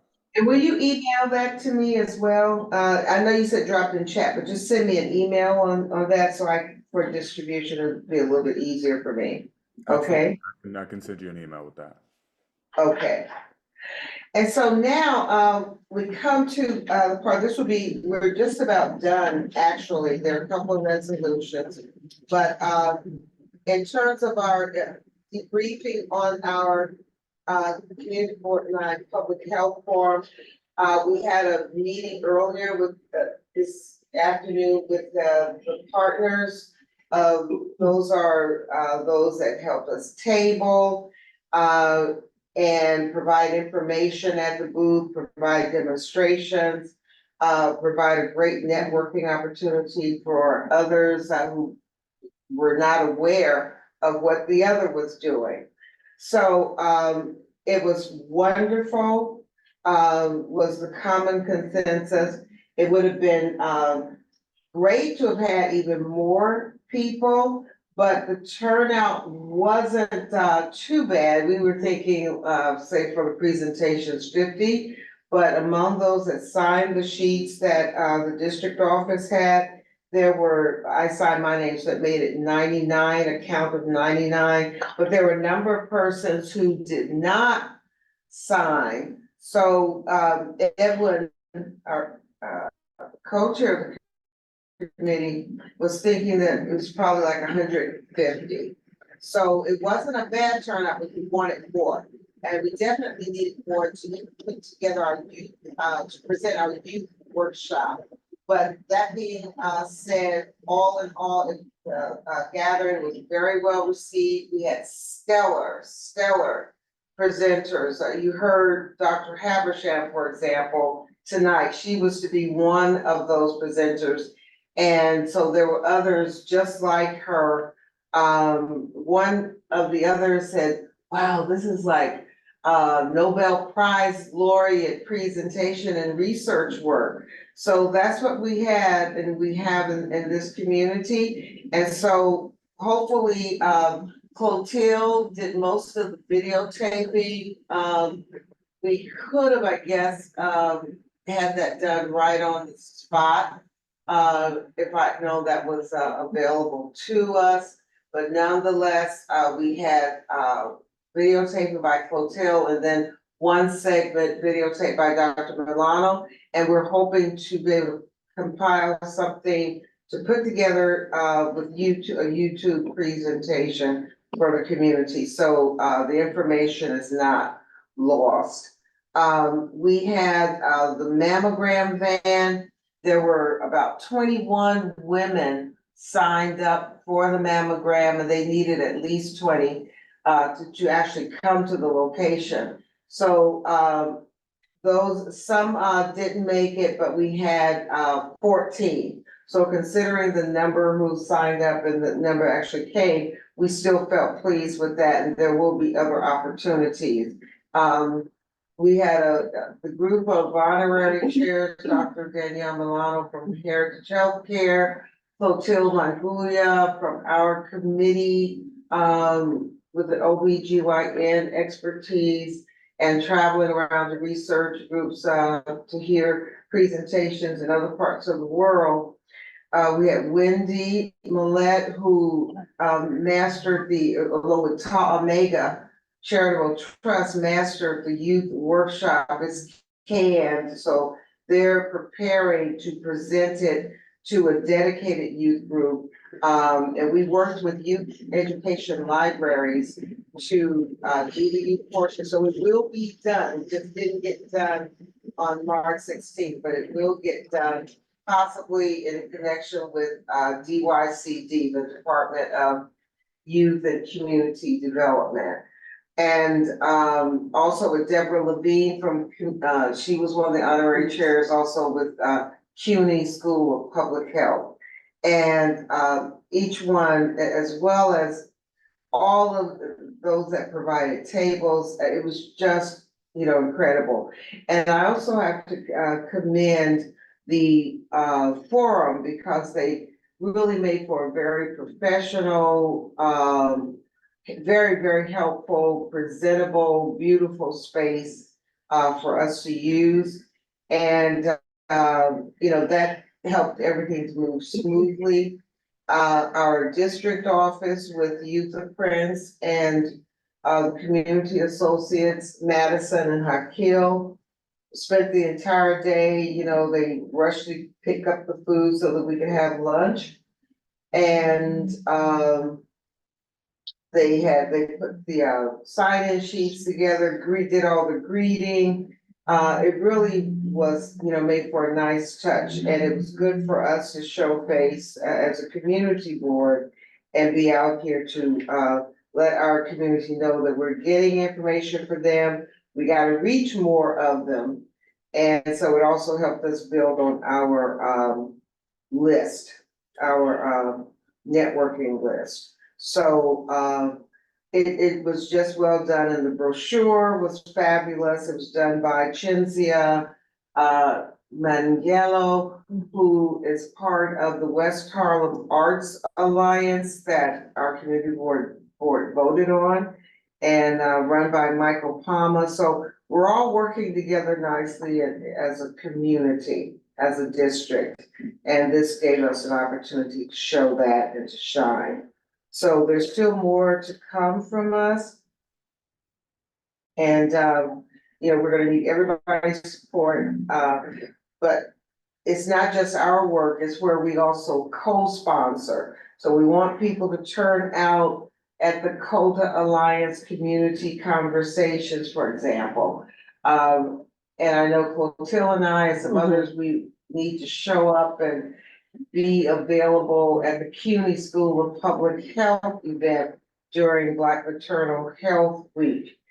And then there's where we've dedicated the last 2 years to mental health on this committee. So we have right in our backyard the Montefiore Park situation. So there's an opportunity for us to be there and to lend a helping hand to help improve whatever mental hardships that we can help eradicate in our community. And I may have left out one or two things. But then, maybe I left out one thing. But at any rate, you'll be hearing from us. Everyone will get a mailing. I've asked, like you heard me ask Cameron for his information, so it'll be easier for me to mail out. Yana, I expect her information on tomorrow, and some of the others that have information that we share, so that we can be supportive and reach out to other areas of our community. I also, I hope Anita, is Anita Chang still on? She was on for a long time. But Anita pulled together the Link NYC promos.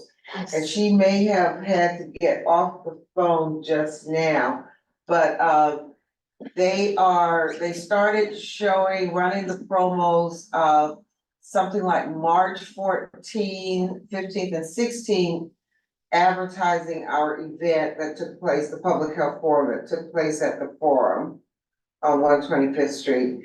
And then we have our community partners that we're promoting, like COTA, the Bio Bus, Heritage Healthcare, Emma Bowen, Community Center, Jackie Robinson Older Adult Center, as well as our Seniors Action Committee.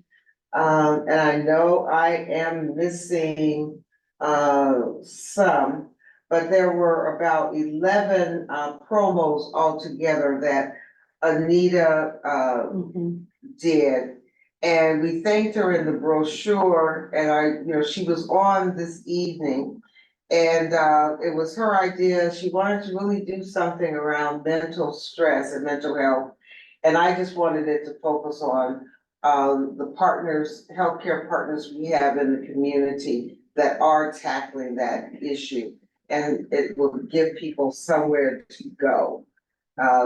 Their QR code can be found and scanned on the actual Link NYC promo. So I want to once again publicly thank Anita and for all of her hard work, and also the hard work of those community partners that worked with her and made sure that this could get done and get out. Oh, and Victor, our chair, is on with Columbia Community Community Center for Health, I believe is the actual name, or Center for Community Health. They're in connection with the Columbia Irving Medical Center. So, and I know again, I've left out one of the others, but pay attention to the Link NYC promos. They're not at bus stops. They're the other, what's that other shelter? It's where the telephone booths were at one time. There's a name for those. And and we hope to do this again, and with African Services Committee would be part of it, as well as some of our other community partners that we didn't get a chance to add on. Okay, so that's in terms of the briefing, and we have 2 resolutions that we'd like to one.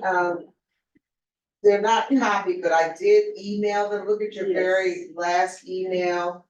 It's on installation of no idling signs in truck loading commercial zones. We already had one resolution on this, so basically this particular resolution that's dear to Edwin and a number of people. He's done a lot of research, taking photos, and there are so many trucks, commercial trucks that come into our area, particularly along where City College is, on Convent Avenue. And there are a couple of other streets in our district, and just park, and many of them are idling, particularly early in the morning, but also Edwin has seen them late at night. So very quickly, just to see if it's hold on. You want me to send you the email? Want me to send you the email? No, I have it right here. It's just very quickly, and then it's whereas the residents of Community Board 9 are exposed to elevated levels of environmental pollution due to the continuous idling of engines by commercial vehicles and trucks in truck loading zones, contributing to poor air quality and adverse health effects. Again, basically he's asking for signage, because we've already passed out this resolution, but we're asking for signage to be put up now. No idling signs in truck loading commercial zones within Community Board 9. Do you think most of community engagement and education on the importance of reducing idling can complement the installation of signage, fostering a community-wide effort to improve air quality and public health? Whereas the partnership between Community 9, the DOT, and the NYPD in addressing this issue would exemplify a collaborative approach to urban environmental management and public health protection. So basically, there's an education component adding to the no signage so that they will see no idling.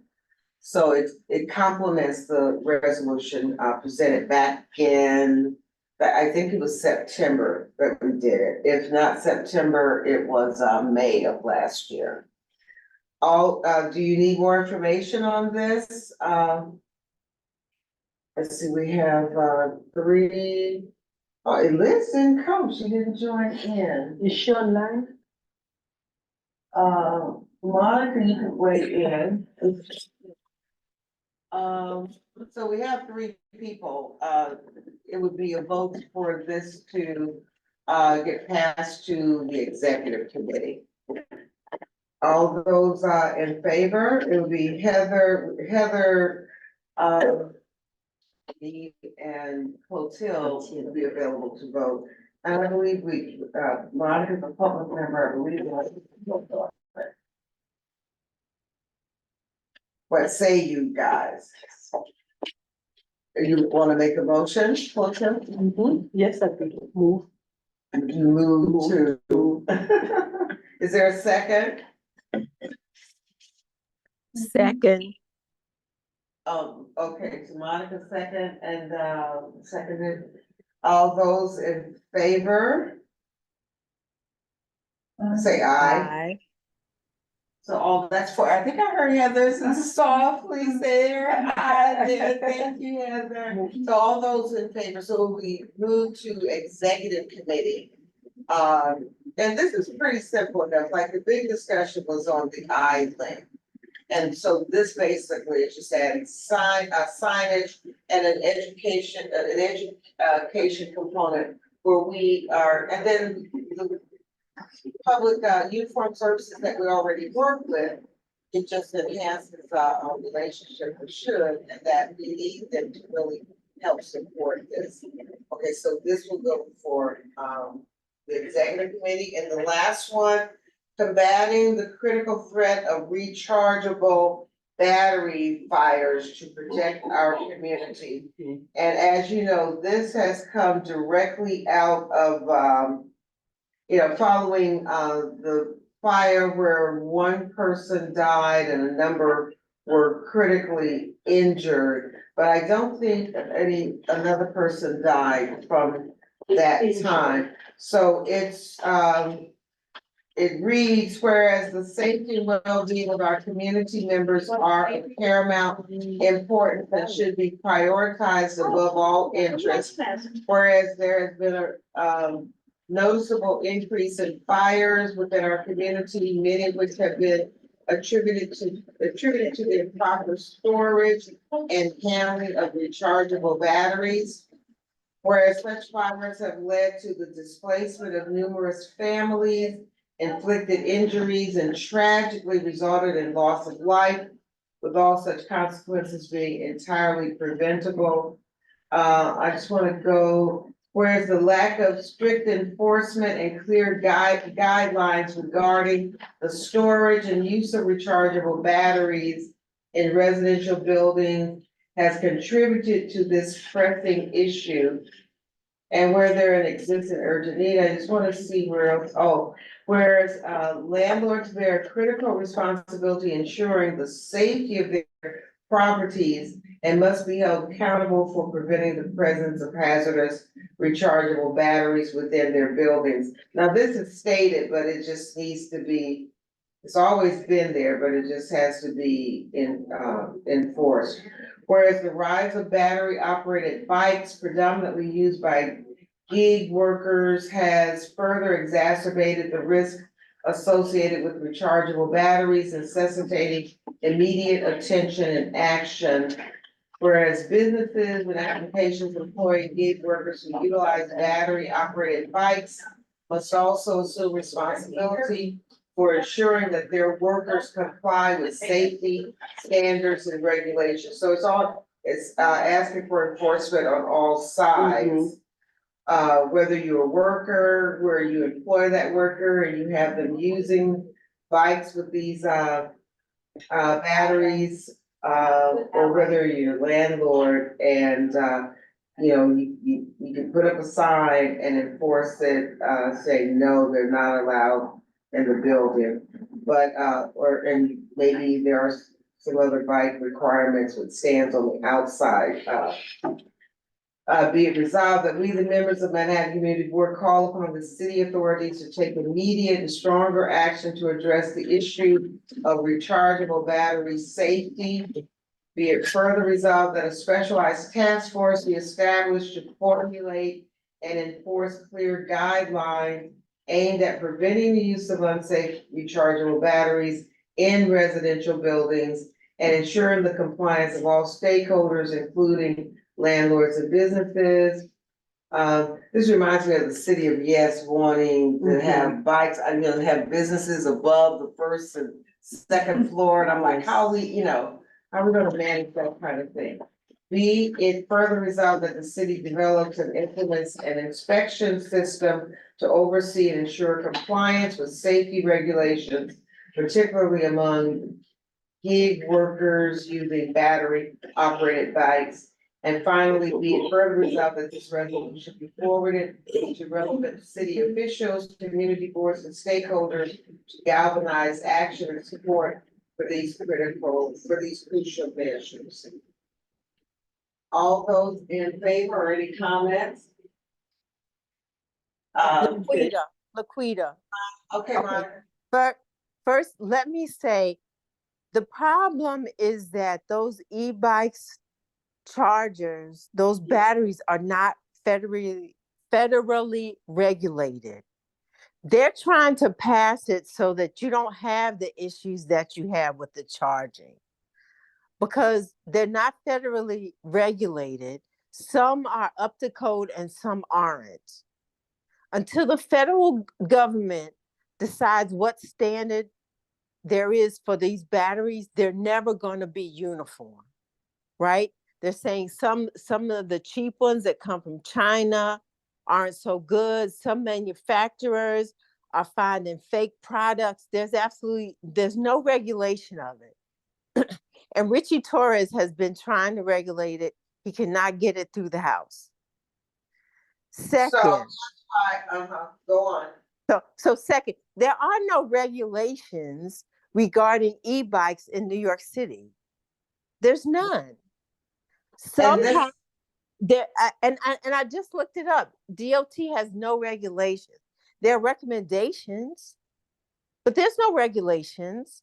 There's no way that somebody can come and inspect somebody's home or somebody's business for these e-bikes.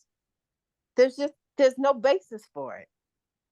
To me, it seems like we need to start something, get something going. No, so then you can make the recommendation that the standards for which e-bike batteries are made become standardized, become federally regulated. And let me just speak about the fire up here on St. Nicholas. The fire spread because somebody left the door open. If the door would not have been open, this fire would not have spread. And there's no way that you can go into somebody's apartment and regulate a battery that's being charged, or a business. And can you please not use the term gig worker? It sounds so discriminatory. These are delivery people that deliver stuff to our home because that's what we want. Delivery workers, what? Just call them delivery workers. I mean, they're riding their bikes and they're delivering stuff. They're not gig workers. I think that's such a discriminatory word. Now, that can be changed. I think even just bringing it to the fore brings more attention to it. Something has to happen. Now, the issue that they're trying to do is they're trying to regulate the standards for e-batteries, right? And you can't say that the owners of the restaurants are responsible. They're not. People want stuff delivered to their door. We got spoiled during the pandemic. And people don't want to go to the restaurant to get stuff.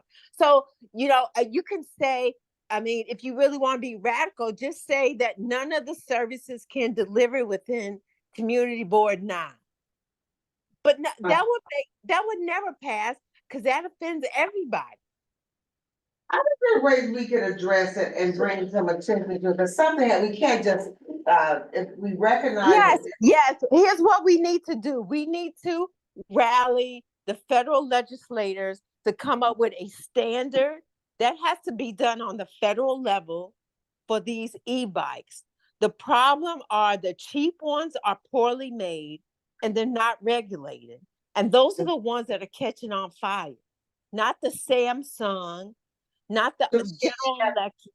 It's those cheap ones. And in fact, they're finding some Samsung ones with Samsung labels that aren't Samsung. I mean, if you really want to talk to be informed about these e-bike situations, we need to have somebody from the fire department come in and address the e-bikes. Richie Torres is like an expert on these batteries, and they know all about them and what's causing all these fires with these batteries. New York City cannot regulate the quality of the batteries that we see. That's a federal issue.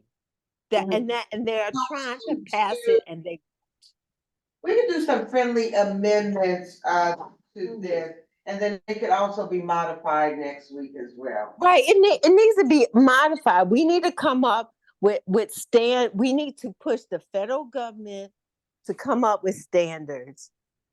You know, it's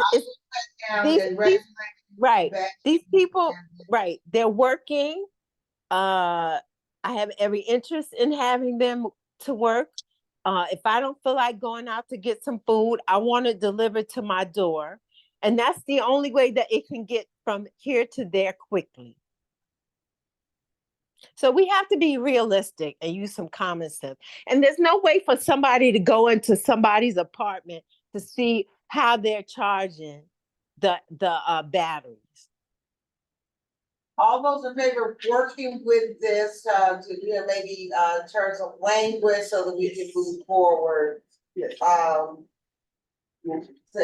mean, the concept we're for, we know where the shortcomings are, and we should move, to try to accommodate this in a reasonable way. All those in favor? Aye. Okay. That's 4. And then, do you want to take a stab at it, Monica, doing? I'll take a look at it. I'll take a look at it. Okay, and then, we can have it back, a few days, you know, and then that way we can present it before the executive committee. Because we're all, you know, we're running up there checking on the fire, who's hurt.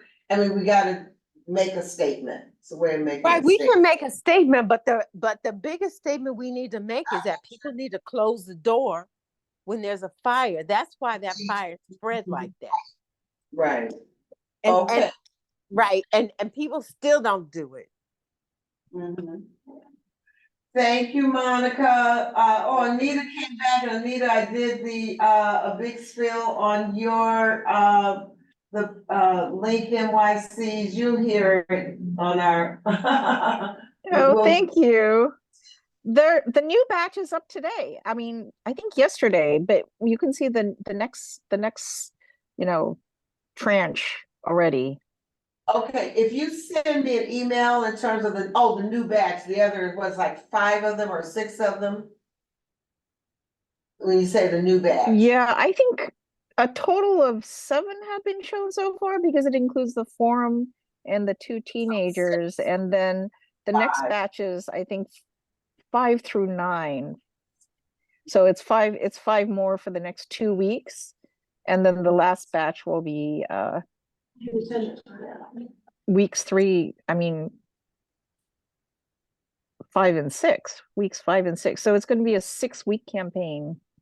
Okay, very good. Thank you so much again, Anita, for your thoughtfulness, your concerns for your community. And your it was your vision, Laquita. You did it. No, you had the vision with mental, you know, focusing on that with this campaign. So I appreciate that and involving our community partners. Thank you so much. Okay. All right, everyone, thank you for hanging in there with us. Thank you. Thank you. Thank you, Okay, everyone. yes. Sorry, I have to leave. Now I'm gonna. Now you can catch me. Okay, and so the meeting is now adjourning. It is Yes. 8:57. Oh, can I have a motion to adjourn? Come on, quick. Yes. Move to seconded by Heather. To adjourn. Yes, fantastic meeting. Thank you, everybody. Okay, thank you. Yeah, I hung in there. I'm here. Is it possible, Akil, for you to? Wonderful meeting, guys. Wonderful. Thank you, Anita. Can you fax these to attendance phone here now? Oh, tomorrow's fine. Tomorrow's fine. I was just gonna give you your copy back. Oh, I see. Yes.